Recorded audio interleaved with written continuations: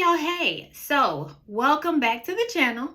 This is the month of July, right? So we are done with June, done with we're at that halfway mark, right? Between school ending and the summer being almost over. And so if you're in the state of Texas, and I'm in Houston, a lot of us are gearing back up to go back to school at the beginning of August. So the end of July, the end of this month, is going to be probably ramping back up for a lot of parents to get their kids ready for school. But before we do that, I know that a lot of parents are like, whoo, I am tired. Because maybe your kids have been in summer camp, so you've been shuttling them, or maybe they've been at home with you and you're like, ooh, I need a break. When is school starting back? This is a lot.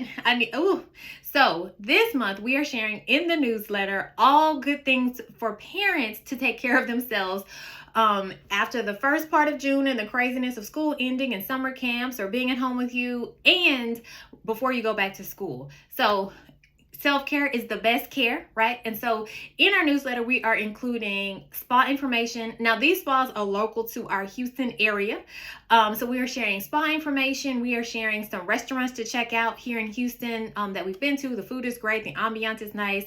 We're also sharing some resorts that you can go to that are not too far from Houston for a quick getaway, a refresher before you get back into the school year, and just as an unwind. So I've been seeing a lot of parents talking about, whoa, when is school starting? These kids, the summer is halfway over and I'm tired. So this is all about you refreshing, getting your me time in. And so maybe you can't, go away, but we're including some restaurants too that you can check out for brunch. We have some nice little cool spots that maybe you and your girlfriends can go, or you can just go by yourself and just, take a book or do whatever it is that you need to do to refuel and reset yourself before school starts back, and then kind of to refresh after the month of June. So we know that July is kind of like a lot of times by now, parents are like, whoo, these kids are on my nerves, or I'm tired of shuttling around. Like, I just need some time and some space to just kind of like be.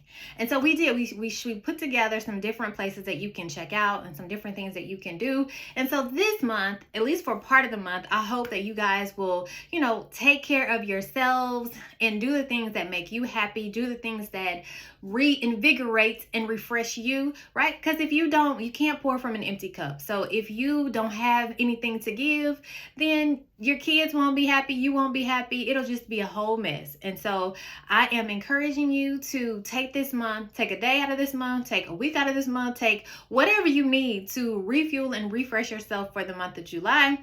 Again, in our newsletter, check out all the different places that we have here local to Houston. If you're not local to Houston, check them out too. Maybe you'll decide, okay, I'm gonna take a trip, a weekend trip, a day trip, a week trip to Houston and check all these places out. I encourage you to do that.